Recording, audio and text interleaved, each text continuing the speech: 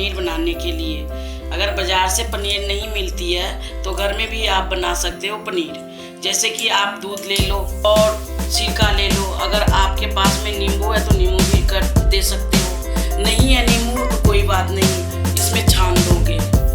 जैसे कि हमने दूध गर्म कर लिए, ये दूध रख दिए गर्म होने के लिए, और 10 मिनट के बाद में ही बन जाएगी ये पनीर और आप अच्छे से इसकी सब्जी